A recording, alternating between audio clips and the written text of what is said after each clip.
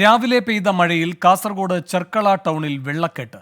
ദേശീയപാത നിർമ്മാണത്തിന്റെ ഭാഗമായി ഓവുചാൽ നികത്തിയതാണ് വെള്ളക്കെട്ടിന് കാരണം എന്നാണ് ആരോപണം. രാവിലെയുണ്ടായ ഇടിമിന്നലിൽ ജില്ലയിലെ പല ഭാഗത്തും വീടുകൾക്ക് ഭാഗികമായി നാശനഷ്ടമുണ്ടായി. അരുൺ പാറയ്ക്കൽ കാസർഗോഡ് നിന്ന് ചേരുന്നു കൂടുതൽ വിവരങ്ങളുമായി. അരുൺ, എന്തൊക്കെയാണ് വിവരങ്ങൾ?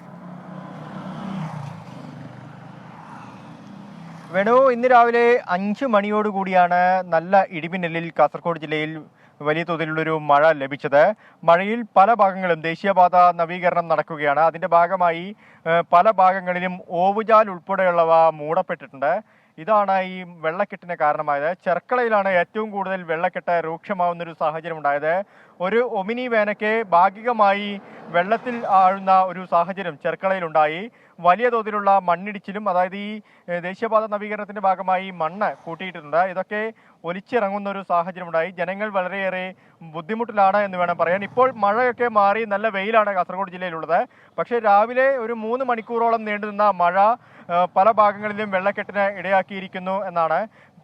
മറ്റൊന്ന്, ഇടിമിന്നലിൽ ഈ പെരിയ, ഇരിയ പ്രദേശങ്ങളിൽ ചില വീടുകൾക്ക് 3ഓളം വീടുകൾക്ക് ഭാഗികമായ നാശനഷ്ടവും ഉണ്ടായിട്ടുണ്ട്. വേണു, അരുൺ പാറയ്ക്കലാണ് കാസർഗോഡ് നിന്ന് വിവരങ്ങൾ നൽകിയത്. ലോകത്തെവിടെയായാലും ഏത് സമയത്തും 24 വാർത്തകളും ഓഗ്മെന്റഡ് റിയാലിറ്റി പാക്കേജുകളും എക്സ്പ്ലെയിനറുകളും വിശദമായി കാണാൻ ഞങ്ങളുടെ യൂട്യൂബ് ചാനൽ നിങ്ങൾക്ക് സബ്സ്ക്രൈബ് ചെയ്യാം.